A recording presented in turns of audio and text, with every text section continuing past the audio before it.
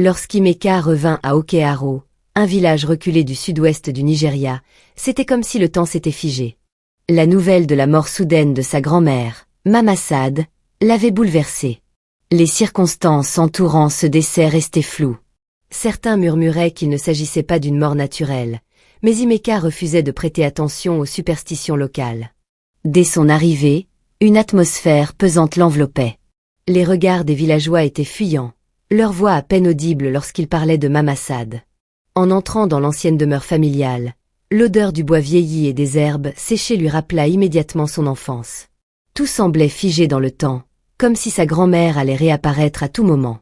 Pourtant, un silence inhabituel régnait, un vide inquiétant que même les bruits nocturnes ne parvenaient pas à combler. Imeka passa sa première nuit en proie à des souvenirs confus, bercés par le vent qui soufflait à travers les interstices des fenêtres. Le lendemain, en fouillant dans les affaires de sa grand-mère, elle tomba sur un vieux journal aux pages jaunies par le temps. Intriguée, elle l'ouvrit et parcourut les premières lignes. Très vite, son cœur se mit à battre plus fort. Chaque mot semblait être un avertissement, un cri du passé destiné à prévenir celui qui oserait défier les règles ancestrales. Parmi les nombreuses interdictions inscrites d'une écriture tremblante, une phrase se détachait des autres. Ne te lave jamais après minuit, car l'eau devient un miroir vers l'au-delà. Imeka referma le journal un instant, tentant de calmer le frisson glacé qui lui parcourait l'échine. L'idée qu'une simple habitude comme se laver pouvait être dangereuse lui semblait absurde. Pourtant, l'écriture de sa grand-mère reflétait une urgence, une peur presque palpable à travers les lignes. Incapable de résister à sa curiosité, elle rouvrit le carnet et continua sa lecture. Les premières pages relataient des souvenirs ordinaires, des récits de la vie quotidienne du village, des naissances, des récoltes, des événements marquants. Mais plus elle avançait, plus le ton changeait. Il était question d'étranges disparitions, de murmures nocturnes auprès des puits, de silhouettes fugaces aperçues au bord des rivières. Une entrée en particulier attira son attention. J'ai vu ce qui arrive à ceux qui défient l'interdit. J'ai entendu leurs cris, vu leurs ombres étirées se débattre dans l'obscurité. L'eau de la nuit n'est pas la même que celle du jour. Elle appartient à d'autres, à ceux qui ne doivent pas être dérangés. Quand on trouble leur repos, ils viennent réclamer ce qui leur est dû. Imeka sentit son souffle se bloquer. Qui était-il? De quoi parlait exactement sa grand-mère? Était-ce une simple superstition transmise de génération en génération, où il y avait un fond de vérité? Elle continua sa lecture avec une attention redoublée. Plusieurs témoignages y figuraient, racontés avec un souci du détail troublant. Un jeune homme du village du nom de Shinedu avait autrefois ignoré cet avertissement. Une nuit de pleine lune, alors que la chaleur était insoutenable, il s'était rendu au puits pour se rafraîchir. Il était revenu chez lui en tremblant, affirmant qu'une main glacée avait effleuré son épaule au moment où il plongeait ses mains dans l'eau. Les jours suivants, il avait changé. D'abord silencieux, il était devenu agité, marmonnant des phrases incohérentes sur des yeux qu'il observait à travers les reflets de l'eau. Une semaine plus tard, il avait disparu sans laisser de traces. Certains disaient l'avoir vu marcher en pleine nuit vers la forêt, pieds nus, les vêtements trempés. Il n'était jamais revenu. Imeka sentit un frisson lui parcourir la nuque. Elle se rappelait vaguement cette histoire, un récit que les anciens du village racontaient aux enfants pour les empêcher de traîner dehors à la tombée de la nuit. Mais ce journal lui donnait une autre perspective. Ce n'était plus une légende, c'était un avertissement. Les cris, noir sur blanc, une mise en garde laissée par quelqu'un qui avait vu de ses propres yeux les conséquences d'un tel acte. Alors qu'elle continuait de tourner les pages, elle tomba sur un passage encore plus troublant. Il était écrit en lettres plus grandes, comme si sa grand-mère avait voulu insister sur l'importance de ces mots. L'eau est un passage. Ce qui y vit ne doit pas être réveillé. Si tu vois un reflet qui ne t'appartient pas, détourne le regard et pars. Mais si tu restes, alors prépare-toi à affronter ceux qui viendront te chercher. Imeka referma brusquement le journal, le souffle court. Elle tenta de se rassurer en se répétant qu'il ne s'agissait que de vieilles superstitions. Mais au fond d'elle, une étrange sensation s'installait, un sentiment qu'elle n'avait jamais ressenti auparavant, le doute. Elle reposa le journal sur la vieille table en bois et se laissa tomber sur le lit. Elle fixait le plafond, tentant de rationaliser ce qu'elle venait de lire. Depuis son retour, elle percevait une atmosphère étrange, une tension invisible qui pesait sur le village et sur elle-même. Était-ce simplement son imagination influencée par ces récits inquiétants, ou y avait-il réellement quelque chose d'anormal ici? Le soir même, alors qu'elle se promenait près du puits central, elle surprit une conversation entre deux vieilles femmes.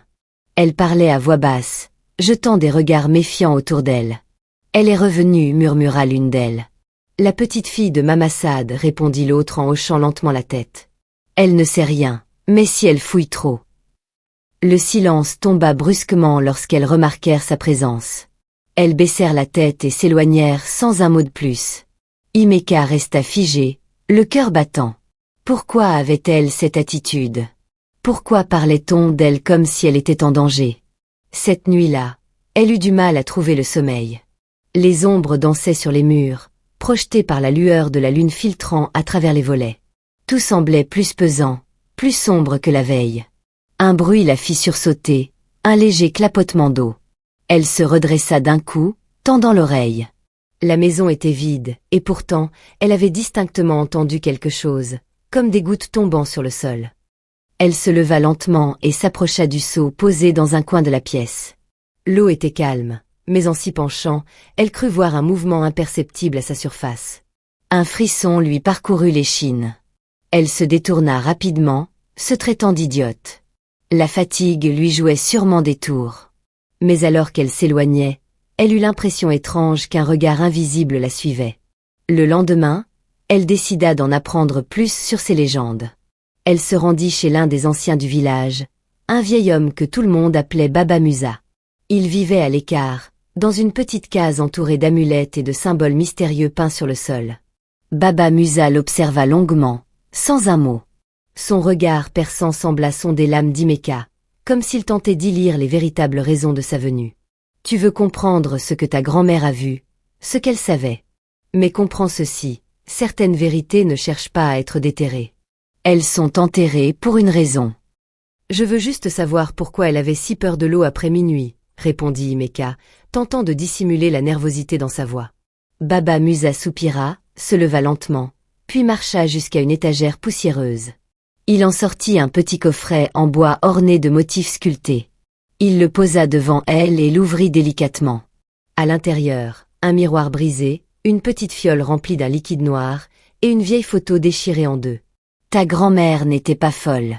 Elle gardait ce coffret pour se rappeler ce qu'elle avait vu, et ce qu'elle avait perdu. Regarde cette photo. Himeka prit les morceaux entre ses doigts tremblants. Sur l'image en noir et blanc, on reconnaissait une jeune Mamassad, souriante, mais à ses côtés, une femme dont le visage avait été rayé avec rage. L'autre moitié était absente. C'était sa sœur jumelle. Fahmi, expliqua Baba Musa d'une voix grave. Elles ont grandi ici, inséparables. Jusqu'à la nuit où Fahmi a voulu prouver que les contes du village n'étaient que des idioties. Elle s'est lavée dans la rivière après minuit. Elle n'est jamais revenue. Himeka sentit sa gorge se nouer. Elle est morte. Pire, répondit le vieillard. On dit que Fahmi ne s'est jamais vraiment noyée. Elle a été prise, capturée, par ceux qu'on appelle les veilleurs de l'eau. Ce sont des esprits anciens, liés à l'eau depuis des siècles. Ils attendent qu'un humain les trouble pour franchir la barrière. Et ta grand-mère a vu sa sœur de l'autre côté. Un silence pesant s'installa. Himeka sentit un frisson la parcourir. Ce n'était plus un simple avertissement, c'était une tragédie familiale cachée, un drame enterré par le silence du village. Mais pourquoi n'en a-t-elle jamais parlé? Pourquoi ce journal, tous ces secrets? Parce qu'elle savait que ce n'était pas fini. Que Fahmi cherchait un moyen de revenir. Et que le lien du sang, entre jumelles, pouvait lui ouvrir un passage. Bouleversée, Himeka quitta la case de Baba Musa avec le coffret sous le bras. Le soleil déclinait lentement, peignant le ciel d'ombre rouge. Ce soir-là, elle ne mangea pas. Elle resta des heures à contempler le journal, le miroir fendu, et la photo déchirée. Vers minuit, elle se leva, comme guidée par une force invisible. Pieds nus, elle sortit dans la nuit silencieuse, traversant le village endormi jusqu'au vieux puits derrière la maison. La lune brillait faiblement. L'eau noire semblait l'appeler. Himeka s'agenouilla. Elle regarda dans le puits. Et là, dans le reflet, ce ne fut pas son propre visage qu'elle vit. C'était celui d'une femme plus jeune, aux traits identiques, mais aux yeux vides. Une beauté inquiétante. Des cheveux ruisselant d'eau. La silhouette la regardait, sans ciller. « Femi » murmura Himeka, incapable de détourner le regard.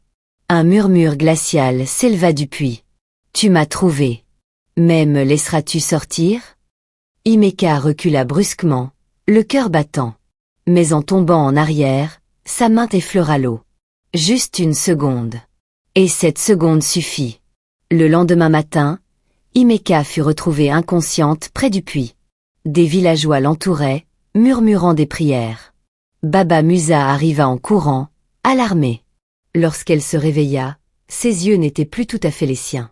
Quelque chose en elle avait changé. « Que s'est-il passé ?» demanda Théon. Mais Himeka ne répondit pas. Elle resta silencieuse pendant 3 jours. Puis, soudainement, elle reprit ses esprits, du moins, en apparence.